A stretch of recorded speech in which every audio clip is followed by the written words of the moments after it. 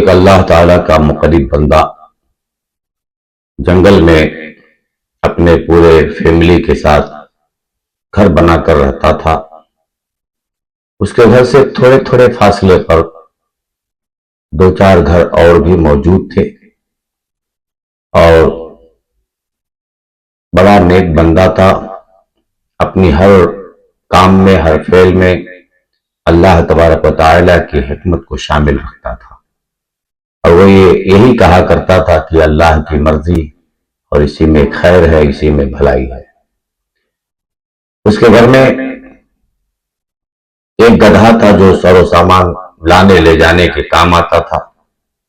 एक कुत्ता था जो दरवाजे पर बैठकर घर की रखवाली किया करता था और एक मुर्ग था जो वक्त सहर, सुबह के वक्त में बांग देकर घर वालों को जगा देता था, उठा देता था।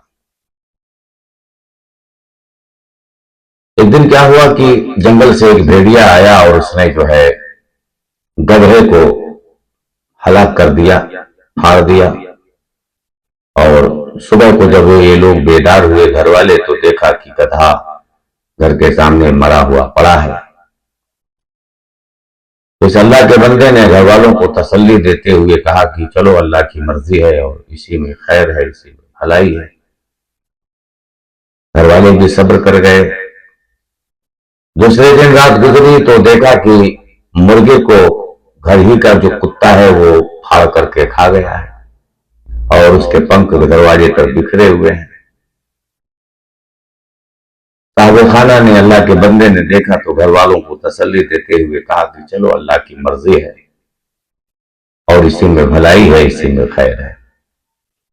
2-3 दिन और भी गुजरे तो सुबह को लोगों, घर वालों ने देखा कि कुत्ता भी किसी वजह से घर के सामने मरा हुआ पड़ा है। अल्लाह के बंदे ने अपने घर वालों को तसल्ली देते हुए कहा कि चलो अल्लाह की मर्जी है, इसी में खैर है, इसी में भलाई है। अब तो घर वालों के सब्र का बांध टूट गया और उन लोगों ने अपने घर वाले से कहा कि जनाब क्या बात है, आप हर वक्त अल्लाह की मर्जी, इसी में खैर है, इसी में भलाई है, ये क्या है? क्या हमको उस गधे से या कुत्ते से, मुर्गे से भलाई नहीं पहुंच रही थी? आप हर वक्त यही जुमला कहते रहते हैं। आखिर हम इन जानवरों से काम लेते थे, ये हमारे हाथ थे, हमारे पैर थे, ये थे, वो थे। तो उस अल्लाह के बंदे ने कहा हम तो अब भी यही कहते हैं कि अल्लाह ही की मर्जी है, इसी में खैर है, इसी में भलाई है। फिर दिन गुजर गया, रात गुजर गई।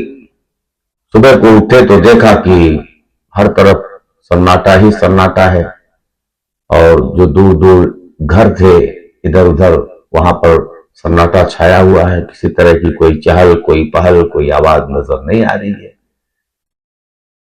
थोड़ा सा और दिन चल गया, जब दोपहर होने के करीब हुआ तो भी कोई हलचल नहीं। तो इस घर के लोग चल कर गए कि चलो सामने वाले घर में देखें कि क्या है। जब वहां पहुंचे तो देखा कि उस घर के सारे लोग कत्ल कर दिए गए हैं। घर के अंदर सामान इधर उधर बिखरा पड़ा है, कीमती सामान लुटेरे लूट कर लेकर चले गए हैं। थोड़ा हटकर इस तरफ भी एक घर था, उधर गए तो देखा कि वहां भी सारे लोग कत्ल कर दिए गए हैं, उनके घर का भी सामान लूटा गया है। इधर गए तो देखा कि उसके घर पर भी सारे लोग कत्ल कर दिए गए हैं और घर से कीमती सामान गायब है, बाकी के सामान टूटे फूटे पड़े हुए हैं, घर वीरान है। वहां से पलट कर घर पर आए, आकर के अपने बच्चों से कहने लगे कि देखो उन तीनों चारों घर वाले लोग मारे गए और हमारे घर का पता इसलिए उनको नहीं चला कि न कुत्ता था, न भूखता, न मुर्गा था, न आवाज करता, जिसकी वजह से उन डाकुओं को हमारे घर का पता ही नहीं चला। और हम कहते थे ना कि अल्लाह की मर्जी है और इसी में भलाई है, इसी में खैर है। इंसान तो बिला वजह ऐसे ही उजलत में आ जाया करता है। इस मुख्तसर से वाकये को मैंने आप हजरात के सामने रखा। इससे जो नतीजा निकलता है उस नतीजे के तरफ इशारा करते हुए गौसे पाक सैयदना सरकार गौसे आजम दस्तगीर रहमतुल्लाह ताला अलैह का भी फरमान है।